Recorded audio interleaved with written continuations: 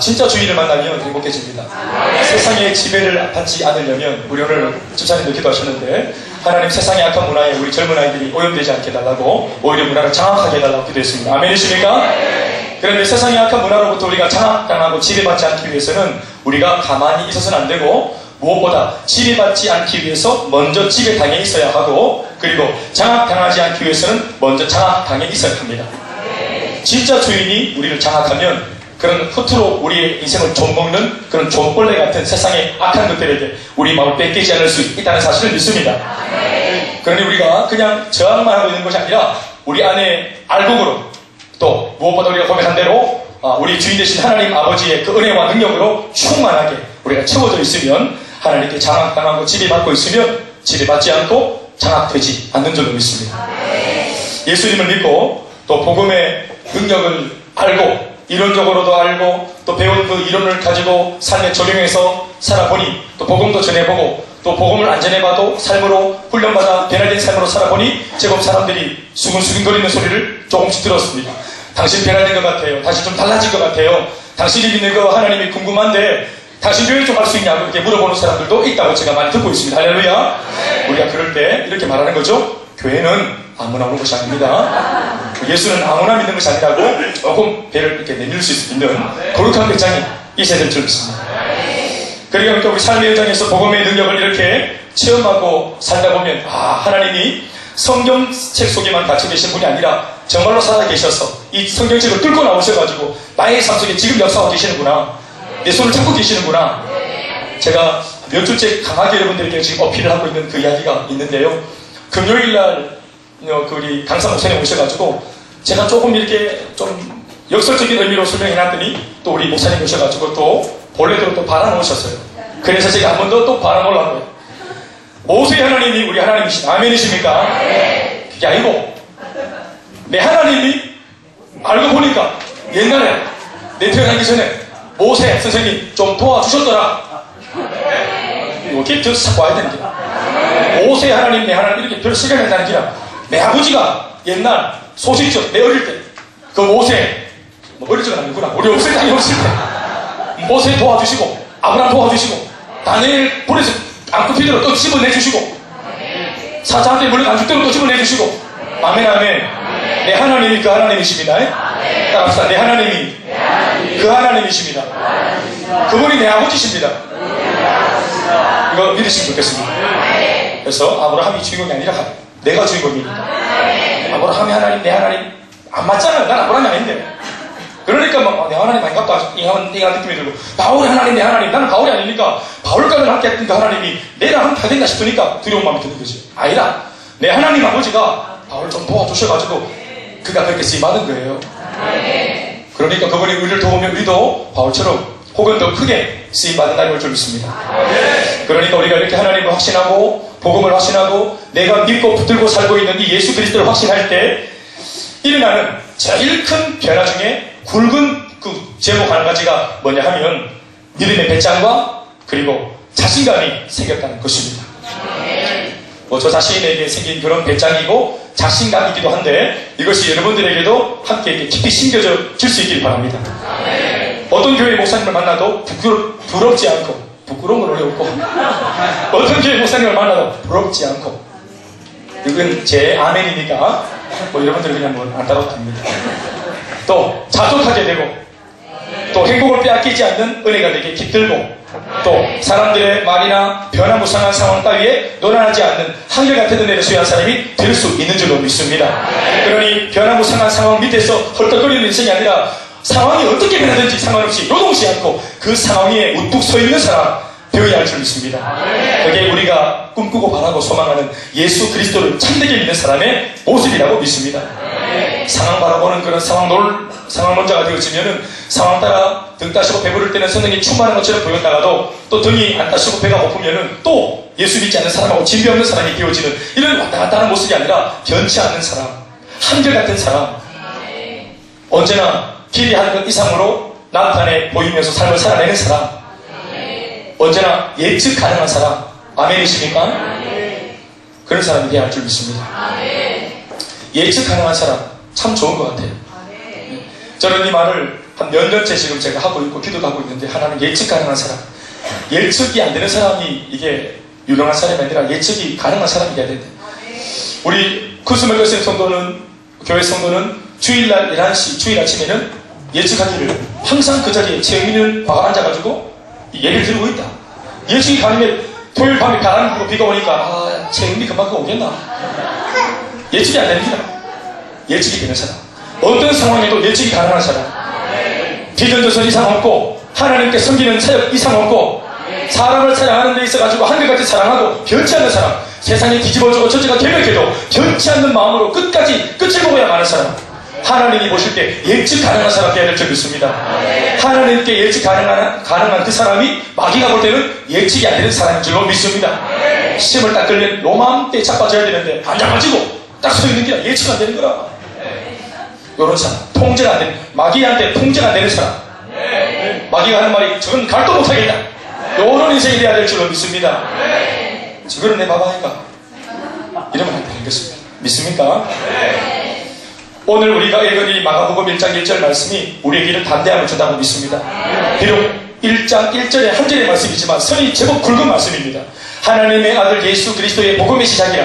하나님의 아들이 예수 그리스도이신데, 아멘이십니까? 그 예수님이 천상에 계시지 아니하고 우리에게 기쁜 소식으로 몸을 친히, 사람의 몸을 친히 가지시고 이 땅에 오셔서 우리에게 놀라운 역전의 삶과 복음을 통한 역전의 은혜를 부어주셨으니 예수님이 우리에게 기쁜 소식이란 말입니다. 그러니까 마가복음을 쓴 이 마가가 마가복음 1장 1절을 딱 열면서 대명제를 딱 선언하기를, 내가 지금부터 너희들에게 장장 16장까지 내가 걸쳐가지고 너희들에게 대서사시를 쫙 내가 언급해 갈 건데, 이 모든 이야기는 예수님에 대한 이야기다. 그런데 예수님에 관한 이야기가 아니라 바로 이 말씀을 듣고 있는 너하고 직결된 예수님, 지금 네가 가지고 있는 네 현재 네 문제와 직결된 예수님, 너에게 기쁜 소식이 되는 그 예수님의 이야기를 내가 하려고 한다. 그러면서 이 땅에 오신 예수님에 대하여, 우리 위해서 몸을 찢고 피 흘리시고 부활하신 예수님에 대해서 마가가 말씀을 전하고 있는 것입니다.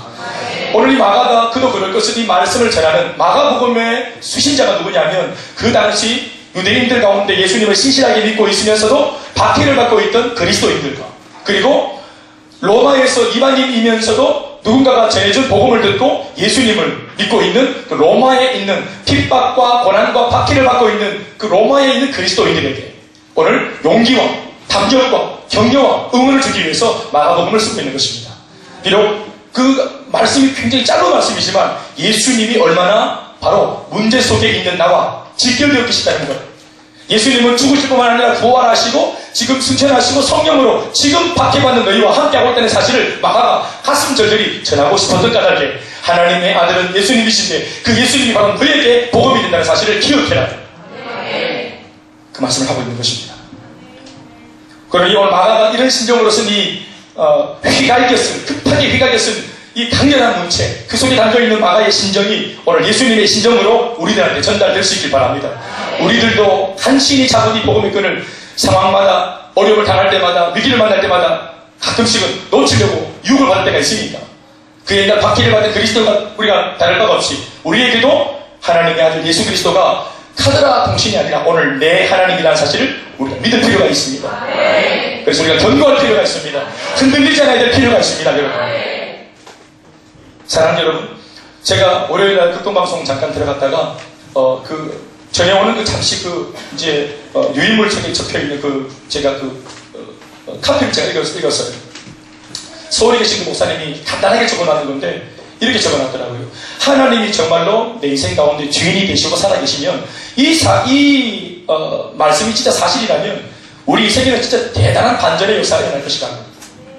그럴 수밖에 없노라고. 그렇게 한 문장을 딱 적어놨는데 그게 저한테 상당히 많은 영감을 줬어요. 또 그렇게 작은 글자로 적혀있더라고요. 눈이 잘 안 보이는 시각장애우들한테는 분명히 물체가 있는데 자신한테는 물체가 안 보이는 것이야. 분명히 물체가 있어요. 물장이 있는데 시각장애가 있으면, 시각에 장애가 있으면 장애를 가진 사람한테는 물체가 안 보이는 것이에요. 분명히 소리가 있어가지고 들리는데 청각장애가 있으면, 장애가 있으면 그 사람한테는 안 들리는 거예요. 믿음도 마찬가지고 하나님도 마찬가지고 우리가 영적인 장애가 있으면 분명히 하나님은 살아계시는데 장애가 있으면 나는 하나님을 보지 못하고 듣지 못하고 믿지 못하는 것입니다. 그러나 예수를 믿고 복음을 받아들여서 이 장애를 극복한 사람은 예수님의 음성을 듣고 보고 사랑하는 것입니다. 예수를 보지 못하였으나 너희가 사랑하는도다. 이제도 보지 못하나 믿고 말할 수 없는 즐거운 기쁨으로 주님을 우리가 고백한다고 베드로전서 1장 8절 말씀에 적어놨단 말이에요. 믿음으로 보는 것이겠죠. 그러니까 하나님이 정말로 살아계시고 부활하시고 내 아버지가 그분이 양팔을 벌리시고 지금도 살아계시면서 내 등 뒤에서 내 등을 밀어주시는 분이시다. 우리가 이 사실을 진짜 우리가 머리로 생각으로 마음으로 우리 오감으로 직감할 때 진짜로 체감할 때 이 사실을 진짜 믿음으로 받고 진리를 붙잡을 때 말씀대로 이 진리가 우리를 자유케 합니다. 아멘이십니까? 맨주먹 불 끈지고 맨 땅에 헤딩하는 이 비즈니스를 MH 공부 비즈니스를 하자 합시다. 맨 땅에 헤딩 MH 비즈니스 맨 땅에 헤딩 뭐 내한테 아무런 자본이 없으니까 두 주먹 불 끈지고 맨몸으로 정지영 씨처럼 소 한 마리 그냥 훔쳐가지고 막 맨 땅에 헤딩하는 거예요. 어떻게든지 막 가난을 이겨보려고 이 가문의 저주를 끊어보려고 가문을 끊어보려고 가문의 이 가난을 꺾어보고 역전해보려고 그래서 이제 몸밖에 없으니까 젊은 혈기로 그런데 알고 보니까 물론 예지만 우리 아버지가 나를 위해서 은행에 내 앞으로 100억을 예치해놨다는 거예요. 나중에 사업 자금 없으라고 거짓말이지만 얼마나 기분 좋은 거짓말이에요. 예화지만서 예화도 이거 뭐 좀 크게 못 쓰겠어요? 최초도 가난한데 예화는 좀 크게 할렐루야 100억 천억 한가 천억 우리 아버지가 나를 위해서 100억 천억을 준비해놨다 한대. 매주먹 붉은 쥐고 몸으로 내가 사업하려고 했다가 세우는 모든 계획이 있는데 알고 보니까 아버지가 나를 위해서 준비한 예시는 금액이 엄청난 금액이 있는 거야. 내가 알고 보니까 엄청난 돈이 있다는 거예요. 자본이 있다는 거예요. 그러면 이 사람이 종전에 MH 공법으로 세워놨던 모든 사업 계획, 비즈니스 계획을 철회하고 다 수정해야 안 해요? 해야 안 해요? 여전히 돈이 이만큼 있는데도 그냥 몇 달을 헤딩할까요? 스케일이 다를 수 있겠죠? 사업하는 첫 출발점이 다를 수 있겠죠? 이전에 자기가 세워놨던 모든 그 조금은 거지 같았던 정말 좀 너덜너덜했던 그 계획들은 다 수정하는 것입니다. 아멘입니까? 내가 하나님이 없는 줄 알았을 때는 내 인생 내가 책임지려고 살고 내 직장, 내 가정, 내가 단둘이 살겠다고 아이들 양육 문제, 내 뭐 노후 문제 이런 건 내 계획대로 맨 땅에 헤딩하는 식으로 세워놨던 이 너덜너덜한 계획들. 그런데 내 인생의 창조주, 충분한 게 모든 인생을 심판하는 심판주가 계시다는 사실을 우리가 알 때 이것을 정말 체감할 때 우리 인생의 모든 계획들이 전면 수정되는 것입니다.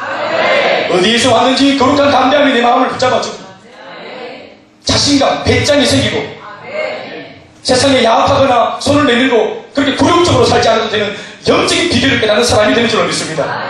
이 사실을 체감할 때 진짜 이것이 느껴질 때 그러니까 백지장 하나 같은 안믿음과 믿음 사이에 있는 이 안믿음 불신에서 백지장을 넘어서서 믿음을 가지게 되면 우리 인생 전체가 다 달라지는 것입니다. 그런 영원한 배짱, 거룩한 배짱이 우리에게 있길 바랍니다.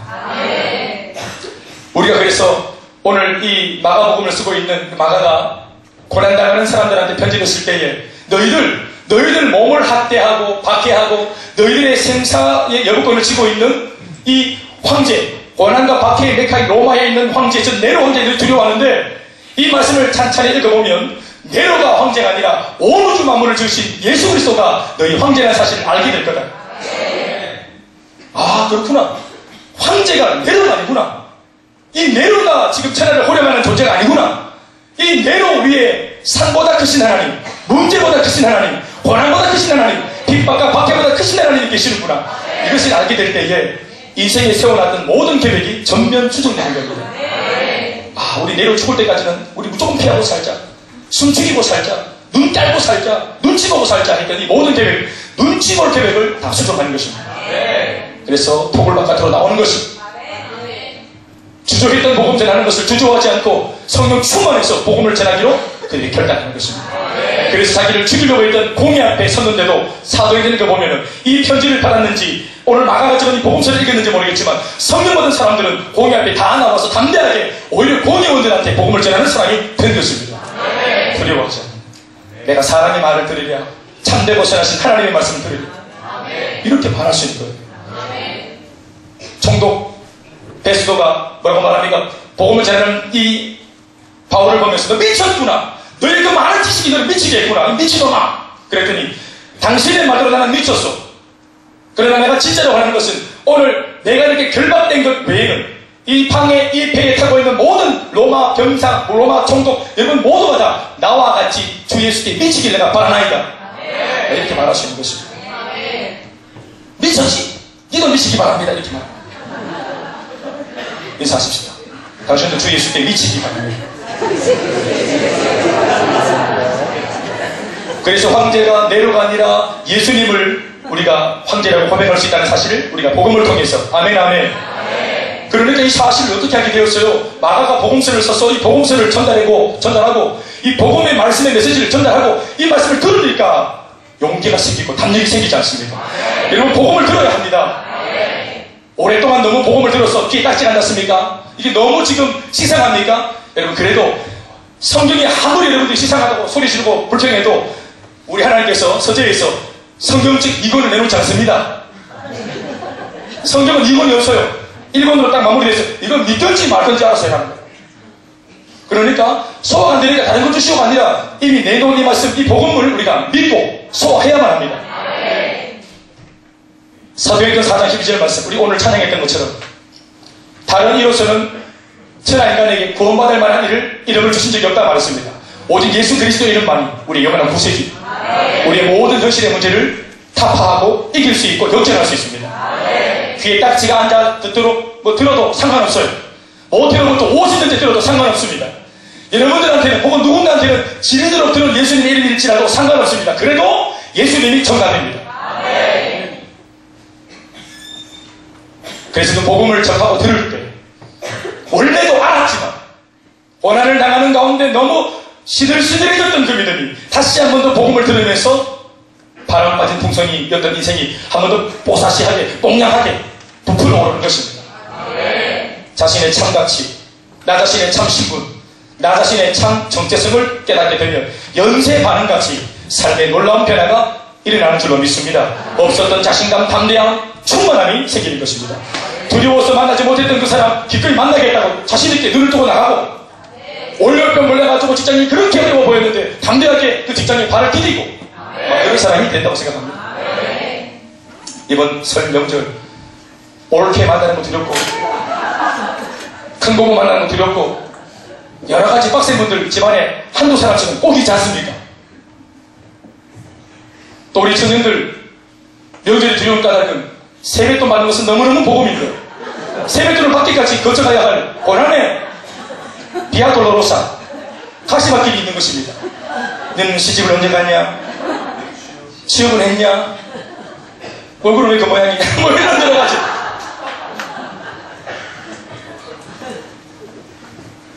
그래도 담대하게 지방 고백하고 당당하게 만났습니다. 이유 있는 백수라는 사실을 그들에게 전파하십시오. 내가 지금 밀리는 게 아니고 준비하는 중이라는 사실.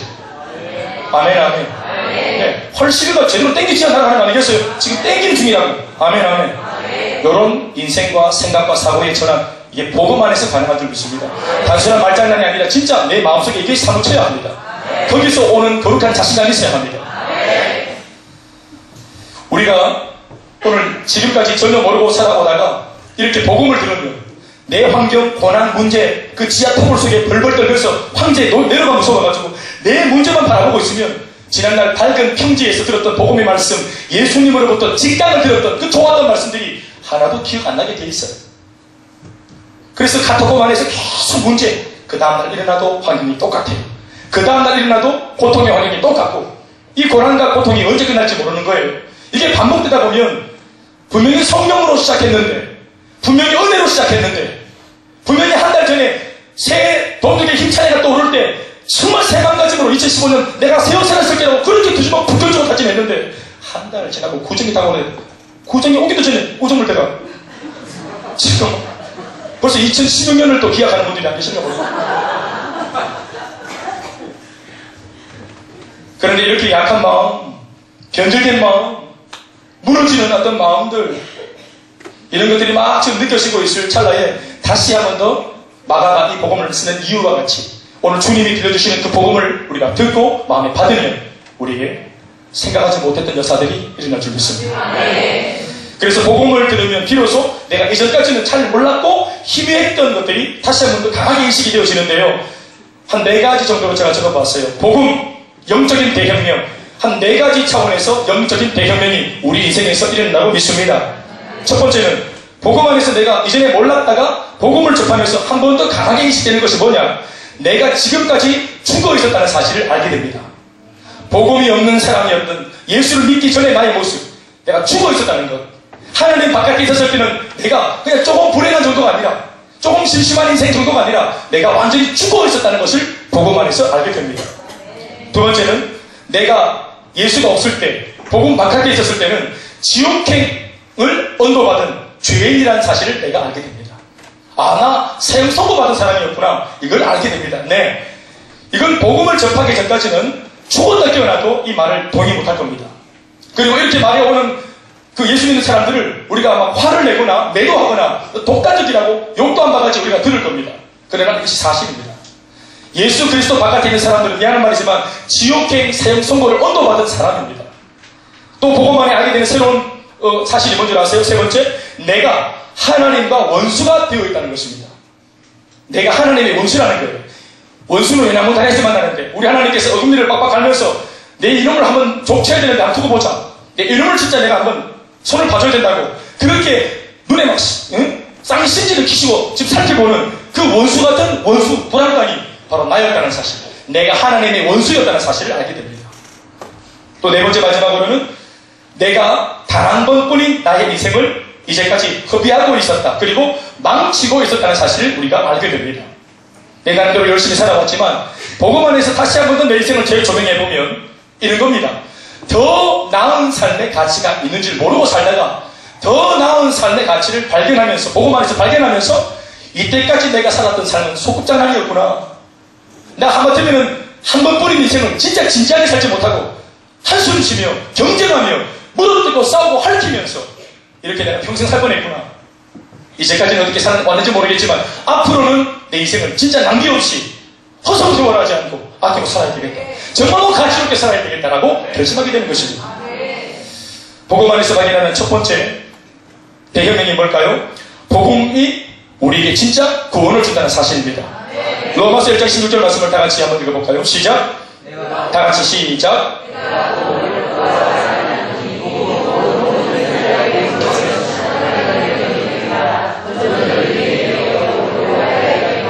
믿습니까?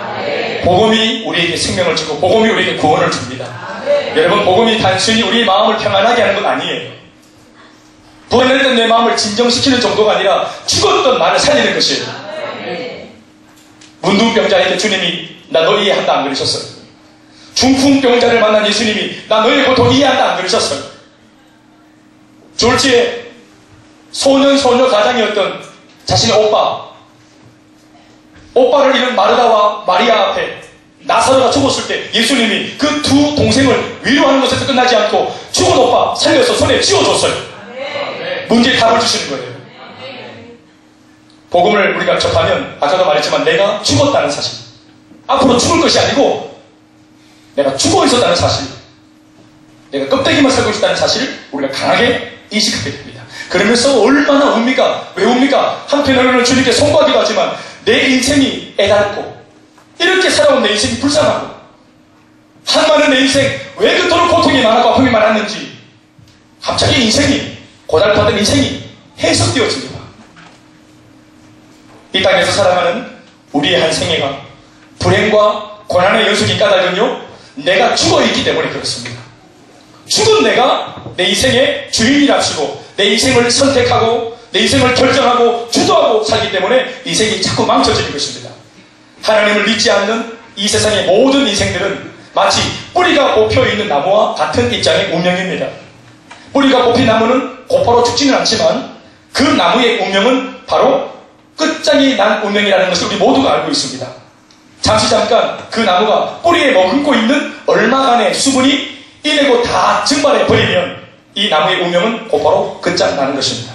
그러니까 뿌리가 뽑혔다는 것만으로도 이미 나무는 돌이킬 수 없는 운명에 들어선 것입니다. 사람의 운명 역시도 이 나무와 마찬가지로 하나님으로부터 뿌리가 뽑힌 인생은 이미 죽은 인생입니다. 육신에 남은 운명의 기한이 한 70년 혹은 80년, 또 좀 오래 살면 90년, 100세, 뭐 이렇게 큰 소리 치면서 사니까 자신이 아직도 살아있는 줄 알지만 실제로는 살아가고 있는 게 아니라 죽어가고 있는 것이 인생입니다. 그리고 그 남은 잔여 시간이 다 하고 이 땅에서의 호흡이 다 끝나고 생이 마감되어지면 그 후에는 더 끔찍하고 더 비참하고 더 지독한 죽음, 또 한 번의 진짜되게 죽음이 그 사람을 기다리고 있는데 영원한 심판받고 지옥불에 떨어지는 것입니다. 이 끔찍한 고통을 당하는 이유가 여러 가지가 아니라 단 한 가지입니다. 왜 이렇게 비참하게 살다가 비참하게 죽고 비참한 지옥에 들어가느냐? 단 한 가지 이유 때문에 그렇습니다. 뭘까요? 가만히 자연스럽게 살았기 때문에 그렇습니다. 자연스럽게 주어진 운명에 순응해서 살아왔는데 그 자연스러운 삶의 결과는 비참한 지옥에 떨어지는 것이었습니다. 산골에 사는 할머니에게 복음을 전하러 가면 이 할머니가 사실 복음을 전할 때 할머니는 죄인입니다 이 말하기가 너무너무 힘들어요. 수십 년째 지금 할아버지랑 같이 산에서 순박하게 욕심없이 하늘을 전장 삼고 땅을 바다 삼아가지고 한평생 텃밭을 보면서 순박하게 살아오고 그리고 자식들한테 그거 농산물로 전부 다 뒷바라지 다 해서 다 뒤를 밀어주고 다른 욕심 없이 순박하게 살고 있는 그러다가 할아버지는 먼저 돌아가셔서 그것도 무덤에 텃밭 평생을 텃밭에서 먹을거리를 그렇게 구하셨던 그 텃밭의 한 귀퉁이에다가 할아버지 묘를 썼어요. 그렇게 순박하게 살아가고 있는 할머니, 영주 저 꼴짝인 할머니한테 복음을 들고 가서 할머니는 죄인입니다 이 말 입에서 안 나옵니다. 제가 대학생인데 할머니 앞에 딱 서니까 내가 더 죄인입니다. 이 할머니가 무슨 죄가 있나? 예? 이 할머니 이 마을에 태어나서 시집 와가지고 평생 죄 짓지 않고 남에게 해코지 안 하고 순박하게 살아 남을 잡수고 남을 뜯어 잡수고 사셨어요. 이런 할머니가 아니, 무슨 죄가 있다고 말할 수 있겠어요? 그런데 성경은 그 할머니가 죄인이라고 말하는 거예요. 죄를 지어 죄인이 아니라 이 땅에 하나님을 모르는 채 태어나는 그 자체가 죄인인 거예요. 우리는 죄인으로 태어나요. 깨끗하게 태어나서 죄를 짓다가 죄인 되는 게 아니라 죄인으로 태어나서 죄를 짓고 사는 거예요. 그러니까 그 할머니 미안한 말이지만 인간은 이 할머니처럼 자연스럽게 운명에 순응해서 살면 안 됩니다. 그렇게 순응하고 자연스럽게 살면 인생이 망합니다. 자연스럽게 사는 것. 그래서 순응하면서 자연의 순리대로 인생을 사는 것. 그 자연스러운 삶을 우리가 복음 안에서 문제 제기해야 됩니다. 모름지기 인생은 죄인으로 태어나 자연스럽게 죄인으로 한평생 살다가 죄인으로 비참하게 죽고 그 죄에 대한 대가로 지옥에 떨어집니다. 그러니 자연스럽게 살면 안 돼요. 그것은 사탄의 속임수에 속는 겁니다. 거짓말입니다. 자신을 자연스럽게 사는 그 삶에 방치해 두지 않고 그리고 하나님 앞에서 무언가 특별한 몸부림을 쳐야 합니다. 오늘 이 자리에 있는 여러분들은 전부 다 자연스러운 삶을 다 거절하고 특별한 몸부림, 특별한 선택, 특별한 제스처를 취한 사람들입니다. 그게 뭘까요? 예수를 믿기로 결정한 것입니다. 여러분 예수를 믿는 것이 특별한 것입니다. 여러분 자연스럽게 예수를 믿는 사람 모태신자라 말하지만 그도 예수를 먼저 믿은 엄마 아버지가 복음을 소개했기 때문에 또 엄마 아버지가 그런 환경 속에 늘 데리고 다녔기 때문에 엄마 아버지를 통해서 복음을 접할 수 있었던 거예요. 누군가 나한테 복음을 소개해줘야 우리가 그 소개한 복음을 듣고 내가 선택해서 복음을 내가 받아들이고 내가 이것을 인정해야 이 복음이 나의 복음이 되는 거예요. 이 복음을 받아들이는 행위가 거룩한 행위입니다, 여러분. 이게 특별한 행위예요, 여러분. 그 대신 예수 없이 사는 것, 예수를 안 믿고 사는 게 자연스럽잖아요. 그렇게 자연스럽게 살면 예수님 모르고 살면서 죄인의 모습을 그대로 가지고 살다가 지옥 가는 거예요. 우리가 복음이 없을 때는 몰랐던 이 자연스러운 삶에 대한 문제, 이게 문제가 있다는 사실. 그냥 내 삶 잘 단돌이하고 우리 가정 그냥 내 식구 그냥 문제 안 만나고 잘 살면 좋겠는데 여러분 이게 굉장히 쉬운 말인 것 같지만 돌아보면 이게 전부 다 거짓말이잖아요. 예수 없어도 내 한 사람 그냥 잘 살고 우리 가정 그냥 행복하게 살면 안 돼요? 교회 안 가도 우리가 별스럽게 그렇게 안 해도 우리 그냥 이렇게 내 식구 행복하게 살면 되는 거 아니겠어요? 그런데 그렇게 살아집니까? 그게 안 돼요. 벼락부자 되는 것이 큰 꿈이 아니고요. 우리 내 식구 일평생 동안 별일 없이 조용히 잘 사는 것, 그게 특별한 대단한 욕심이에요. 그게 안 됩니다, 여러분. 아버지, 어머니가 지독하게 싸우고 사는 걸 봐가지고 나는 부부싸움 절대로 안 해. 우리 엄마, 아버지 고통당하고 서로 고통 주는 거, 이거를 평생 눈으로 담아가 보고, 30평생 눈으로 보고 담아가, 나는 절대로 저렇게 안 살아. 그렇게 살아가지고 비참한 것을 내가 직접 체험을 했잖아. 목격을 했잖아. 나는 저렇게 절대로 안 살아. 이론이 아니에요. 나는 직접 그렇게 사는 게 얼마나 고통스러운지 알아요. 아는 거예요. 체감으로서. 체험적으로 아는 거예요. 그래서 난 절대로 안 살아. 난 그게 뭔지 알아. 아버지가 삐딱하게 말할 때 저거 싸움 거는 건데 내가 알아. 지금 난 저거 안 받아줘. 난 사랑으로 저 다 버무려 줄 거야. 난 다 품어줄 거야. 정말 단돌이 있는데 일이 됐습니다. 우리가 얼마나 뒷짐하듯이 그러고 안 되죠. 벼락부자 되는 그 꿈보다 더 허무맹랑한 꿈은 우리 가정 별일 없이 사는 거예요. 그게 엄청난 꿈입니다. 그게 안 됩니다. 왜요? 마귀가 가만두지 않습니다, 여러분. 또 죽은 내가 경영하는 이 인생이 문제가 없을 리가 없습니다.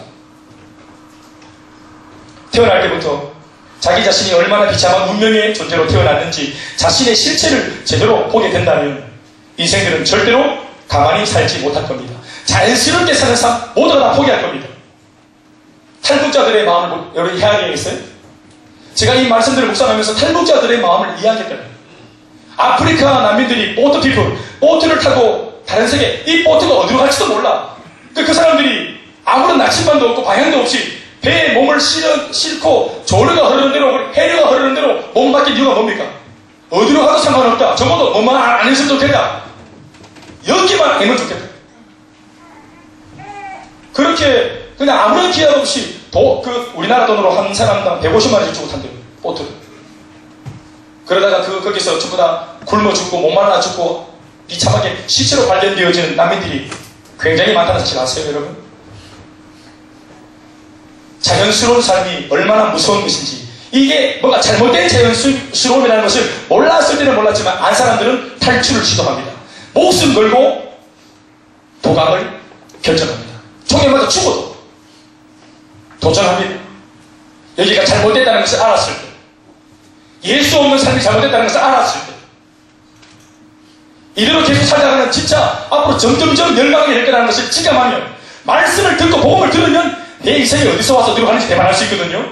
도둑이 오는 것은 도둑질하고 죽이고 멸망시키는 것뿐이라 사탄이 인생을 지배하면 인생 전체가 다 나가게 되는 거예요. 이거를 딱 아는 사람은 반드시 탈출을 시도합니다. 아멘 합시다. 아멘. 탈출을 시도하죠.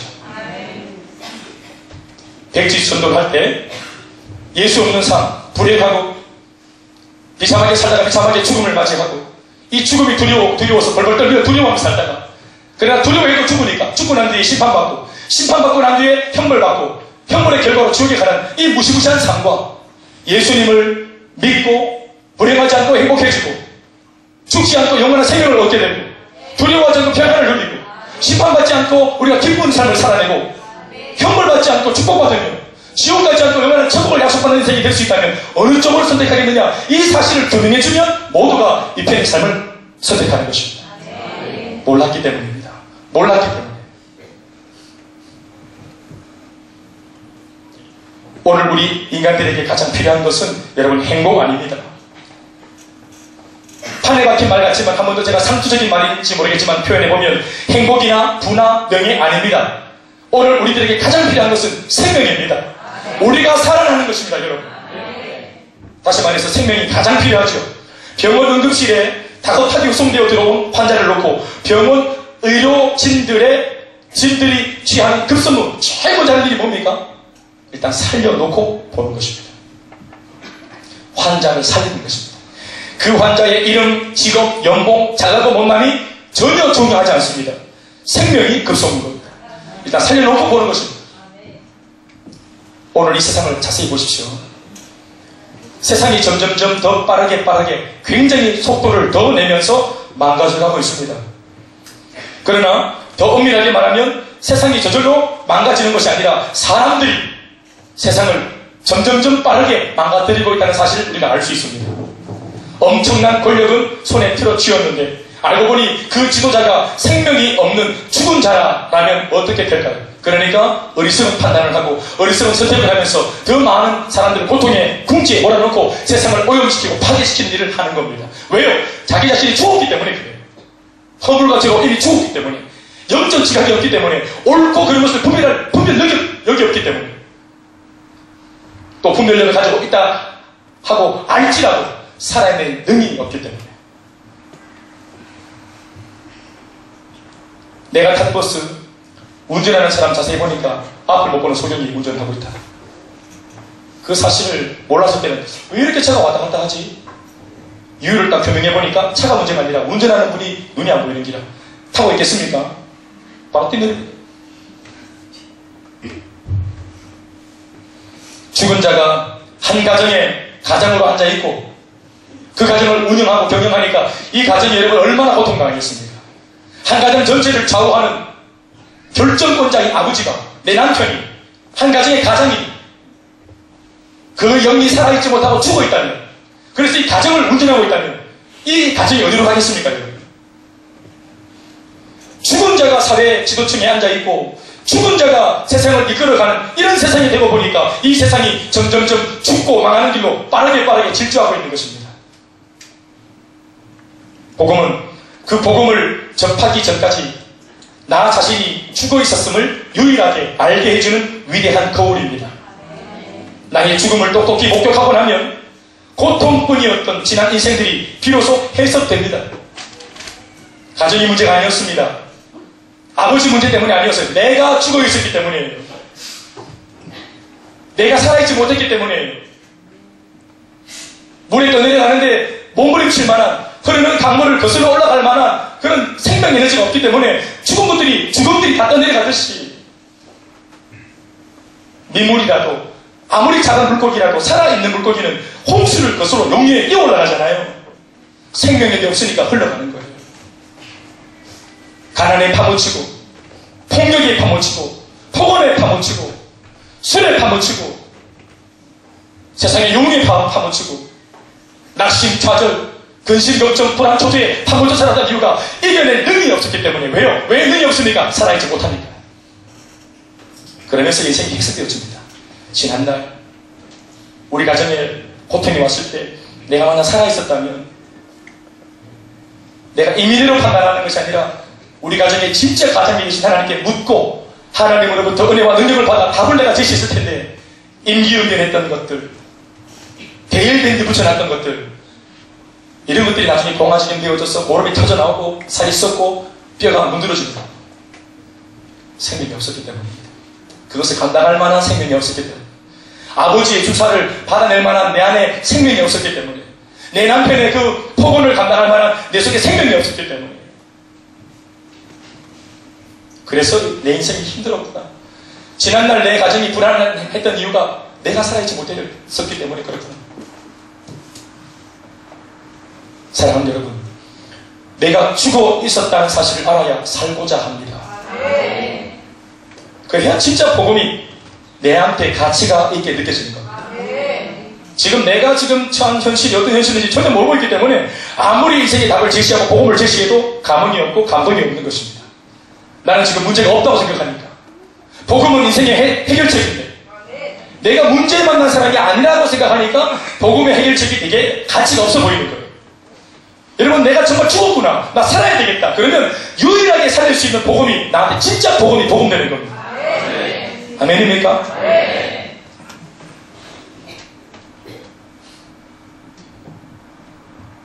두 번째로 복음을 우리가 듣게 되면 이 복음이 진짜 사죄의 능력이라는 사실을 우리가 알게 됩니다. 요한일서 1장 9절 말씀, 우리 다 잘 아는 말씀 읽어보시겠습니다. 한 목소리로 시작.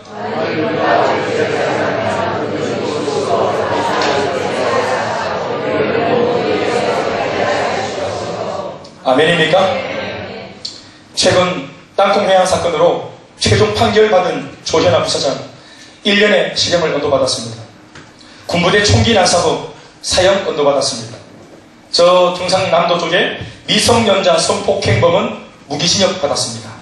그러나 오늘 우리의 인간들이 하나님 앞에 지은 죄는 1년, 2년 무기징역 이런 것으로 해결될 문제가 아닙니다. 돈을 써도 안 되고 사랑하는 부모, 형제도 내 죄값을 대신 치러줄 수 없습니다. 우리가 하나님 앞에 지은 죄의 대가는 나 자신의 멸망입니다. 반드시 내가 지은 내 죄의 대가로 내가 멸망해야 됩니다. 멸망이라는 말은 단순히 내 인생이 사형당해서 목을 잃는 걸 말하는 게 아니라 죽은 뒤에 한 번 더 치명적인 죽음, 내 몸과 영혼이 함께 지옥불에 떨어지는 것을 말합니다. 그래서 그 속에서 영원한 고통 속에 죽지도 않고 영원히 불안하고 영원히 초조하고 영원히 공포스럽고 영원히 비참한 그 모습으로 끝없이 내가 그런 자리에서 지내는 것, 그것이 바로 내가 지은 죄에 대한 대가입니다. 더 무서운 것은 내가 겪게 될 이 비참한 저주를 내 아들과 딸이 또 내 손자와 손녀도 가문 전체가 대를 이어서 대대로 줄줄이 엮여서 함께 고통당해야 한다는 사실입니다. 복음을 들으면서 비로소 알게 되는 불편한 진실 중 가장 충격적인 사실은 내가 사형 언도를 받은 지옥행 죄인이라고 하는 사실입니다. 이제껏 살면서 왜 나의 말이나 이제껏 살면서 나의 생각이나 또 나의 행동이 항상 악하고 항상 무식하고 항상 뭐가 나 있었는가 하니 바로 내가 죄인이었기 때문이었다는 사실을 비로소 복음 안에서 알게 되는 것입니다. 나는 착한 말 하고 싶었고 선한 행동하고 싶었는데 왜 내 뜻대로 안 됐는가?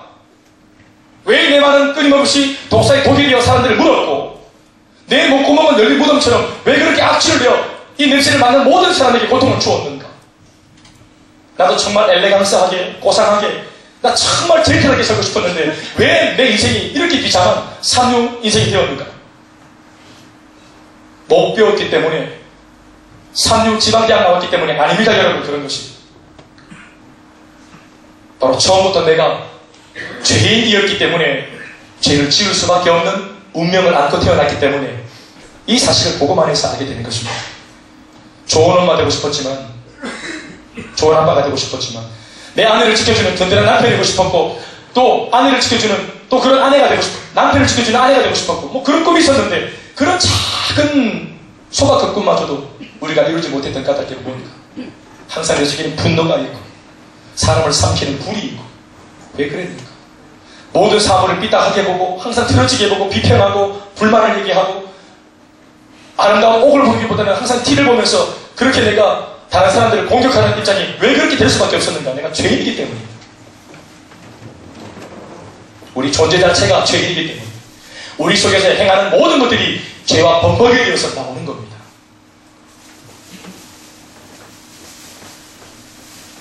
죄를 지어 죄인이 되는 것이 아니라 죄인이기 때문에 내 속에서 죄가 밥 먹듯이 튀어나오는 겁니다. 이거 막을 수 없습니다. 막을 수 없습니다. 그래서 이제까지 내 주변 수많은 사람들에게 말로 상처 주고 흘기는 눈으로 모욕을 주고 눈에 띄진 않았지만 마음과 생각으로 저주하고 살인하며 살았던 삶이 비로소 해석이 되는 겁니다. 죄는 기뻐하고 선한 일은 오히려 게으르고 나태하고 비겁했던 원인을 비로소 복음을 들을 때 알게 되는 것입니다. 내가 죄인이었기 때문에 선하게 산다는 것, 의롭게 산다는 것은 애시당초 이거는 불가능한 일이었구나. 국민윤리 선생님이 그래도 그 학교에서는 교직원들 중에서는 그래도 제일 도덕적이고 또 윤리적인 분 아닙니까? 그러니까 국민윤리 선생님을 맡고 계시겠죠. 옛날에는 도덕생. 한번 말씀드렸는지 모르겠지만 우리 도덕 선생님 요 가운데 머리가 없으세요. 그래서 이쪽의 머리를 이만큼 길게 길르셔가지고 이거를 그대로 말아서 말아놓았어요. 우리는 그분의 별명을 달팽이라 불렀습니다. 왜 그런지 다 아실 겁니다. 전국고등학교 달팽이 선생님, 국민윤리 선생님, 크신 분, 아주 인장이 생기셨습니다. 눈도 사슴처럼 아주 눈망울이 맑으시고 말도 약간 어눌하신 거예요. 목도 길고 사슴처럼 성대도 이만큼 튀어나와요. 아주 인상적인 그런 분이에요. 선생님이 이번에 가르칠 내용은 뭐 이런 건데 너희들 아주 유념해서 잘 들어주기 바란다. 굉장히 뭔가 어둔하시면서 순박함이 느껴져요. 그런 마을 이장님 같은 그런 느낌이에요. 체험 시간 끝나고 5교시째 국민윤리 딱 들어갔는데 이 커튼 쪽에 앉아있는 친구가 너무 더워서 문을 딱 열어서 바람이 샥, 가을 바람이 샥 시원해. 또 냄새도 냄새니까 저 주봄 서류 경례 인사하고 좀 1번, 2번, 3번 안 왔어? 4번 하는데 적고 있는데 바람 이렇게 말 안 하던데 문 좀 닫아줘. 4번, 5번 누구 어디 갔나?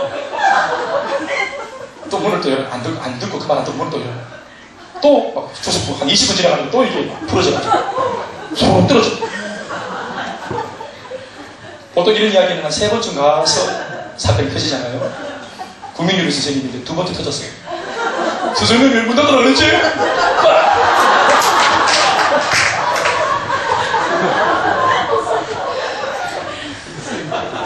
국민윤리 선생님, 내가 싫으면 바로 배신하는 겁니다. 그건 상당히 수준인 줄 알았지만 내 상황 틀리고 내 수 틀리면 바로 치마. 윤리도 없고 도덕도 없는 것이고 그 친구가 도대체 뭘 잘못했다고 맞아야 합니까? 학생이 창문열 권리도 없습니까? 그분이 원래부터 그러고 싶었던 것은 아니었을 겁니다. 그렇게 이제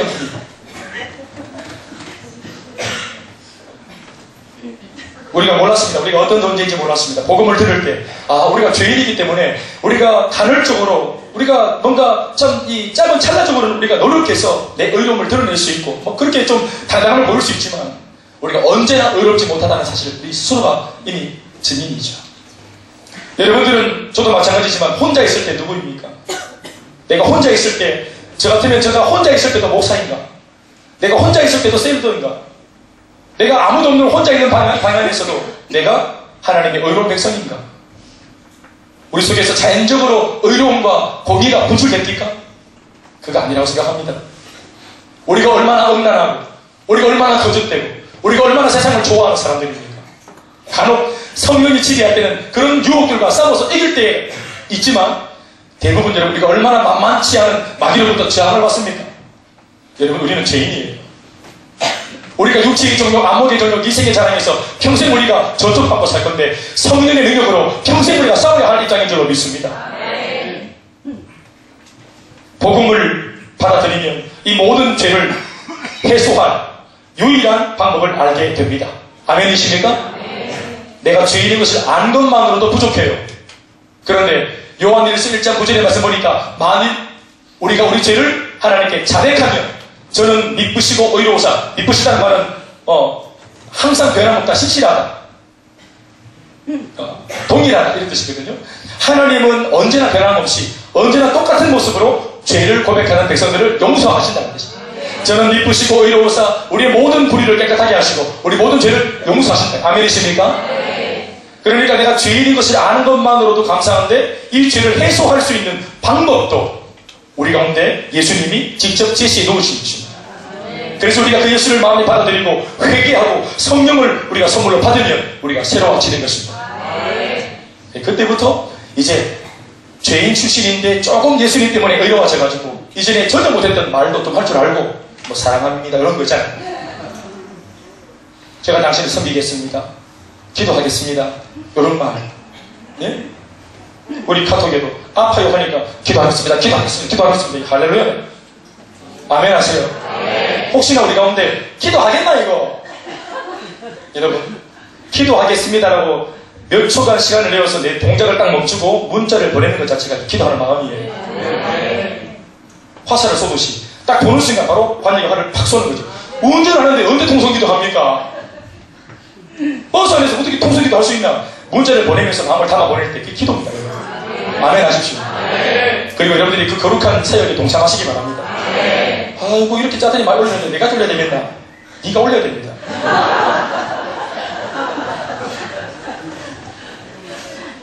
회개할 수 있다는 것이 복음이지요. 복음 안에서 우리가 이 죄를 해결할 수 있습니다. 어제 최재혁 집사님, 우리 누님, 최계영 우리 집사님, 시아버지, 그러니까 우리 최재혁 집사님한테는 사돈 어른이네요. 파티마 병원에 이제 말기암 판정받고 누워 계셔서 제가 알기로는 한 몇 개월 선고 받으시고 누워 계시는데, 그래 이제 복음을 전해달라고 이제 재혁 집사로부터 한 3주 전에 이제 얘기 듣고 기도 계속하면서 우리 김성령 아버님 79세 80 이제 수를 누리신 분이십니다. 그 이제 들어갔는데 그 이제 우리 아드님 대현이 아버지 엄마 함께 있고 또 우리 경아 집사님하고 또 예배하고 있고. 저도 사실은 또 이제 할아버님 또 의식이 어떻게 몰라서 빨리 좀 조치를 취하려고 가서 손을 잡고 복음을 간단하게 이제 제시하고 예수님 영접하려고 이제 요청을 했더니 그분이 매우 진지한 표정으로 그렇게 하겠다. 마음의 준비가 다 되셨다. 그래 이제 우리가 다 아는 대로 영접 기도를 쭉 하는데 따라서 하시는 거예요. 입이 잘 안 열리시는 거예요. 입이 너무 많이 굳으셔가지고 입도 많이 마르시고 사랑의 예수님 하고 혼신의 힘을 제가 보니까 복식 배에 힘을 잔뜩 주고 한마디 한마디를 힘을 다해 온 힘을 다해서 즙을 짜내듯 예수님을 받아들이시는 거예요. 할렐루야. 그 성령이 하시지 않으면 그런 일이 저는 절대 있을 수 없다고 봅니다. 그 제가 감탄했던 것은 우리 모두가 기도 끝나고 난 뒤에 함께 우리가 이구동성으로 고백했던 것은 모두가 느끼는 하나님 저는 죄인입니다. 그걸 제가 죄인입니다 하는데 여러분이 그 문구만큼 더 호흡을 잔뜩 이렇게 준비하셔서 저는 죄인이라고 하는데 감정이 제가 보니까 확 올라오십니다. 그래서 죄인입니다 하시는데 확 목이 막혀 말문이 확 막히고 목이 딱 잠기면서 죄인이라 성령이 감동을 주시고 저는 그 순간 그분이 용서받았다고 생각합니다. 믿습니까? 이 부분에서 영접기도 잘 따라가다가 복음도 잘 듣다가 내가 죄인입니다 하면은 이게 하나님 주신 마음이 아닌 사람은 바로 그 자리에서 딱 털고 일어납니다. 저는 더 이상 이 기도 못하겠습니다 하고 딱 갑니다. 저는 그런 사람 많이 만나봤습니다. 중간에 기도 딱 멈추는 사람. 나는 죄인이 아니라는 거죠. 동의하지 못하겠다는 거죠. 이때까지는 내가 젠틀하게 당신이 미망하려고 쭉 따라왔는데 이 기도는 동의할 수 없다는 거예요. 성령이 감동이 아니고서는 내가 죄인인 것을 어찌 시인하겠는가. 믿습니까? 복음이 우리에게 사죄의 은혜를 주신 줄 믿습니다. 그 사죄의 은총이 임할 때 비로소 우리가 그 속에서 해방과 자유를 얻게 되는 것입니다. 아멘입니까? 세 번째 복음은 화목입니다. 우리에게 진짜 화목을 줍니다. 에베소서 2장 16절 말씀을 다 같이 읽으시겠습니다. 시작. 한 목소리로 시작.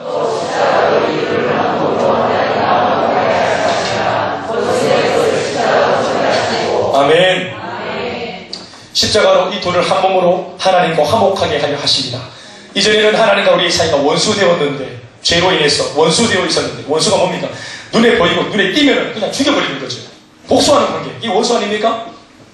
하나님과 내가 원수였다는 거예요. 내가 하나님 눈에 띄기만 하면 내 인생 그냥 멸절하는 거예요. 박살나는 거예요. 그러니까 하나님과 내가 원수 관계, 고양이와 지혜 관계였단 말이에요. 결코 좁힐 수 없는 관계, 회복할 수 없는 관계. 관계가 조금 상한 정도가 아니라 완전히 깨어진 관계, 소망이 없는 관계. 그런데 예수님이 결렬된 그 사이에 그 틈바구니에 들어오셔서 원수되어 등 돌리고 있는 하나님 아버지의 손과 또 어리석어서 아무것도 모르고 지옥을 향해 걸어가고 있는 우리의 손을 잡으시고 이 하나님 아버지가 우리의 손을 맞잡게 해서 화해를 시켰다는 말입니다. 아멘입니까? 라인홀드 니버라고 하는 유명한 신학자가 이런 말을 했습니다. 십자가는 우리 측면에서 바라보는 그런 입장에서는 절망이지만 이 십자가가 하나님이 바라보시는 측면에서는 소망이다. 십자가는 하나님을 향한 가장 극악무도한 인간의 죄성을 드러내는 그런 곳이지만 인간을 향한 가장 위대한 하나님의 사랑이 표현된 곳이기도 하다. 맞습니까? 십자가는 부끄러운 십자가. 우리가 하나님의 아들을 살해한 바로 살해 현장이기 때문에 사건 현장이기 때문에 그리고 십자가라고 하는 그 틀은 바로 증거물이기 때문에 내가 예수를 죽였다고 하는 증거물이기 때문에 십자가 앞에서는 우리 죄가 다 드러납니다. 폭로되어집니다. 그래서 십자가가 두려운 십자가, 부끄러운 십자가였는데 하나님이 어떻게 말씀하십니까? 네가 죽인 그 예수 보안해서 두려워하지 말고 그 예수를 믿어라. 그 예수를 믿어라. 너를 대신해 죽은 예수를 믿어라. 그럼 그 믿음 안에서 이 십자가야말로 내가 너를 사랑한다 사랑한다 몽배에게 사랑을 고백하다 하다 말의 사랑이 아니라 내가 삶으로 직접 보여준 최고의 사랑이라는 것을 네가 알게 될 것입니다. 수많은 선지자를 보낸 것도 사랑의 표현이거든요. 하나님께서 가뭄에 비를 주시는 것도 사랑의 표현이고 겨울에 엄동설한 추위를 막아주시는 것도 사랑의 표현입니다. 우리가 열심히 일을 하면 소득이 생기는 것도 하나님의 사랑의 표현입니다. 그러나 나를 향한 주님의 사랑의 표현 중에서 가장 기가 막힌 것은 십자가입니다. 나를 위해 죽어주신 것, 나를 사랑해서 무던히 죽어주신 것, 우리가 죄인일 때, 경건치 아니할 때, 나는 한 것이 아무것도 없는데도 나를 위해 기꺼이 죽어주신 바로 사랑의 표현.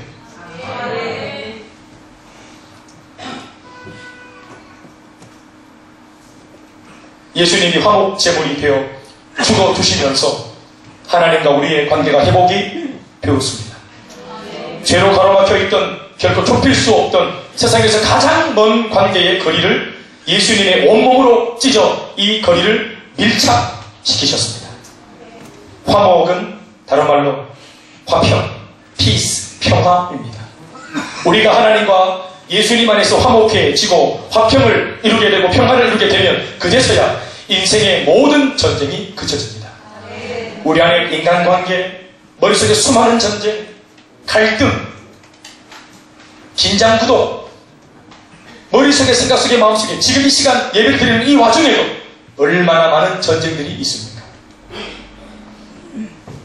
인간이 이 땅에 살면서 존재론적으로 가질 수밖에 없는 이 수많은 전쟁, 육신의 질병과의 전쟁, 생각 전쟁, 대인관계의 전쟁, 이 많은 전쟁은 하나님께서 오늘 야전 사령관으로 이 모든 전쟁을 끝을 낼 수 있는 해답을 지니신 분으로 우리 인생에게 찾아오시면 끝납니다.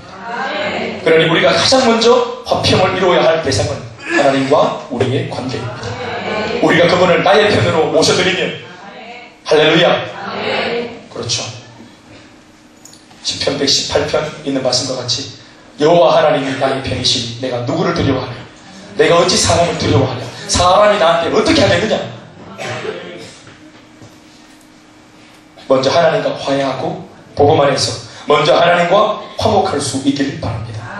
복음의 능력이 원수되었던 모든 관계를 청산시키고 회복시키는 줄로 믿습니다. 마지막으로 복음은 사명입니다. 우리 같이 마가복음 16장 15절 말씀을 같이 읽어보십시다. 한 절 말씀 시작. 한 번 더 시작. 너희는 온 천하에 다니며 만민에게 복음을 전파하라. 아멘이십니까?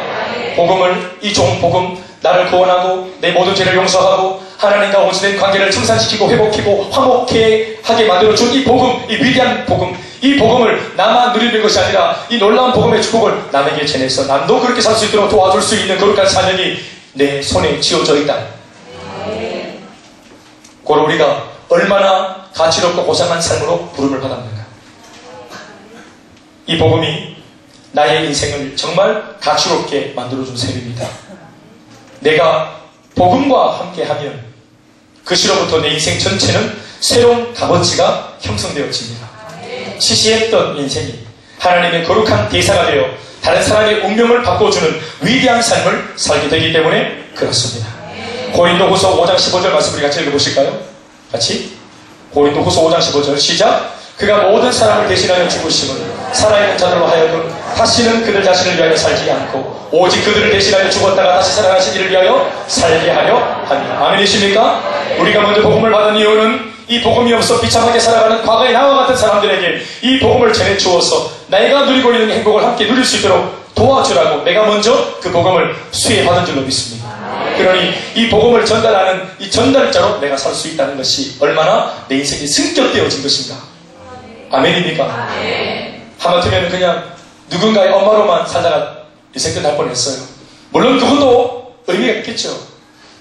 하마터면 누군가의 아내로, 누군가의 남편으로 돈 벌어 자식들 뒷바라지 해주는 그런 존재로만 우리가 평생 살다가 갈 뻔했어요. 다시 한번 말씀드립니다. 그렇게 사는 것도 여러분 그게 악하지 않고 그것도 좋은 삶이겠지만은 더 가치롭고 더 위대한 삶을 내가 학위를 따지 않아도 유학을 갔다 오지 않아도 내가 가지고 있는 이 모습 이대로도 충분히 더 성적되어진 삶을 살 수 있는 그 가능성이 내게 주어져 있었다면 누리고 살아야죠. 누리고 살아야죠. 고3 때 저는 한때 돈가스를 한 번도 본 적이 없어가지고 교회 여동생하고 같이 돈가스를 먹으러 가자고 사달라고 해서 내가 수중에 딱 10,000원 들이 있었는데 그 당시 그 돈가스 5,000원 냈어요. 10원짜리도 더 없었어요. 딱 5,000원 주장에 있었어요. 그리고 이제 알아보니까 5,000원 2명 묻겠더라고. 그래 내가 큰 소리 쳤어요. 내가 사준다. 돈가스 처먹지. 오바다는 거야. 난 처먹는데 거짓말하고 가자. 교회 오빠야 항상 돈가스 사는 거 아니겠어요? 돈가스 딱 사. 나도 상당히 배가 고팠어요 그때. 그런데 종업원이 나와가지고 뭐 시키겠냐고 그러면 돈가스 줍니다. 큰 소리. 돈가스 먹으러 왔다. 돈가스. 그 당시 그 교동에, 대구 교동에 그 시내 돈가스 5,000원 주면은 2개를 얹어줬어요. 거기까지 못 가고 지금 이때까지 뭐 학교에서 돈가스 먹어본 아이들의 그런 어떤 그 뭐 여러 가지 그 저주 같은 이야기를 많이 들어봤습니다만 상상하는 게 진짜 처음. 저도 사실 너무너무 기뻤어요. 그날 생전 처음 돈가스 마주하는 날이기 때문에 너무 설레이고 표현을 안 했지만 진짜 배고팠는데 딱 내미는 돈가스가 접시에 담긴 스프인 거예요. 당황하지 않고 뭔가 다르겠지. 스프 같지만 뭔가 다르겠지. 정말로 다르다 생각. 그래 이렇게 저었더니 그냥 스프대. 아, 이 돈가스. 당황하면 안 되겠다.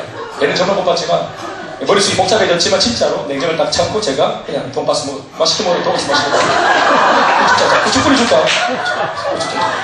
그래 다 먹고 있는데 진짜 난 끝난 줄 알았는데 진짜 모든 기장을 다 풀었는데 돈가스 왔다. 깜짝 놀랐어요. 그러나 당황하지 않고 아, 돈가스. 정말 속에서 이 돈가스가! 이게 돈가스가! 우와! 진짜 깜짝 놀랐네 돈가스! 그러면 그렇지 소리 지르고 싶었지만 표현하지 않고 돈가스 다 끝나고 난 뒤에 돈가스 잘 먹나 동생? 잘 먹. 그래 오늘 만족한다 돈가스 처음 먹어보지? 먹어봤어? 돈가스 너무 기뻤어요. 그런데 이분이 또 오셔가지고 그려치우는 사람 말이 사이다를 먹을래 주스를 먹을래 하는 거예요. 내가 딱 5,000원 했어. 딱 5,000원 돈가스만 내가 돈 5,000원 줘. 아 나는 괜찮다. 이러면 교회 모임도 있고 빨리 가자 했더니 자기는 주스를 먹어야 되겠다.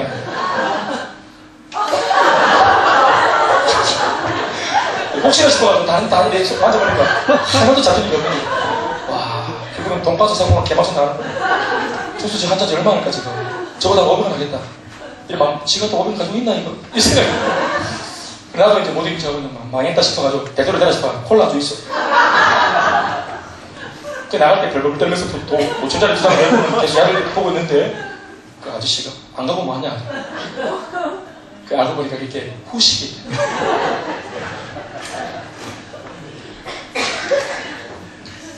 돈가스 사건이었습니다.